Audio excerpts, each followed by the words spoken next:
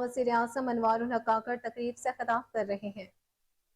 Forces for last 20 years, and they've been just morphed into a role where they have to take up the governance role. So an insurgent group who only knows fight or how to fight has all of a sudden have to manage that violence, collect taxes, deliver on education account, health services. It's a bit ambitious.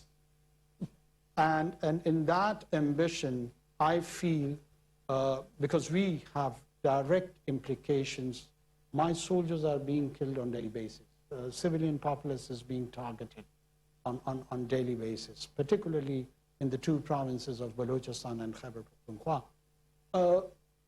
We have to set the milestones which are achievable, which are doable. And we do believe that we are not alone in resolving this issue, because the threat at a level, it is imminent for Pakistan, but in the midterm future, I feel it is a threat to the whole of region. So a regional approach is required along with all the neighborhood of Afghanistan.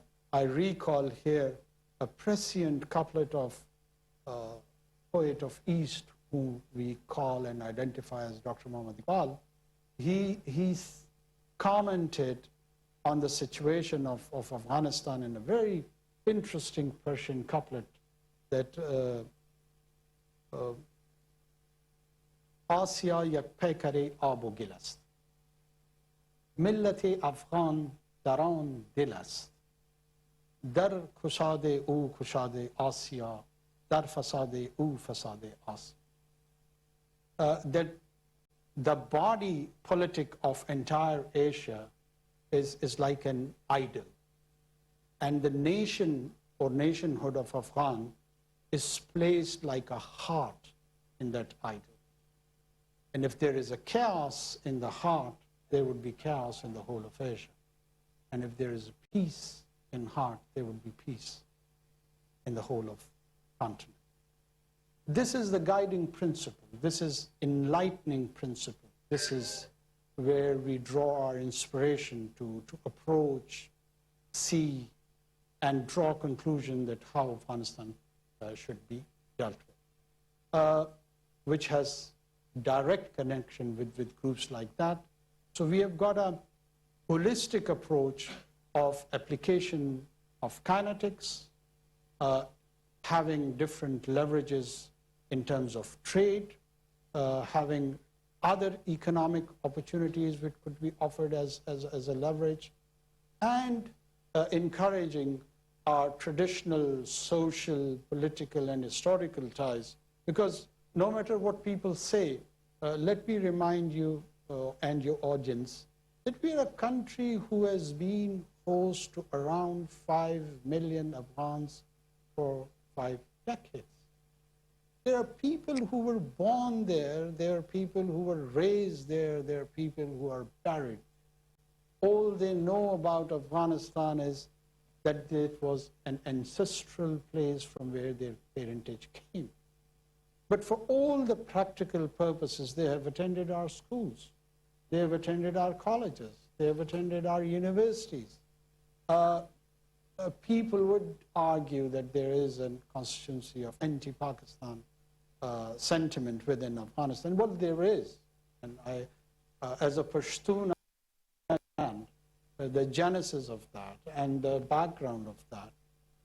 But on a larger account, when it comes people-to-people contact, I've always seen that Afghans have got more of a positive investment in Pakistani society rather than normally people would. We could spend the next hour and a half on this subject that you have raised. I appreciate that response. We're running short of time, so I'm going to stop any further questions I have and turn to our audience here. Please raise your hand.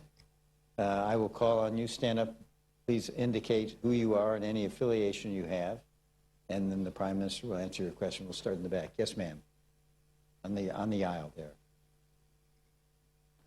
Thank you very much, sir. This is Sumaira Khan from Sama Television, Pakistan. I've traveled from Pakistan to attend UNGA, and obviously this esteemed organizations sitting right here. Being a Prime Minister of Pakistan, you just hinted upon few very vital challenges that Pakistan is facing right now. And top of the list, because I'm a security analyst as well, and I cover war and conflict for Pakistan for last 19 years. So do you see any silver lining? Do you see any light at the end of the tunnel?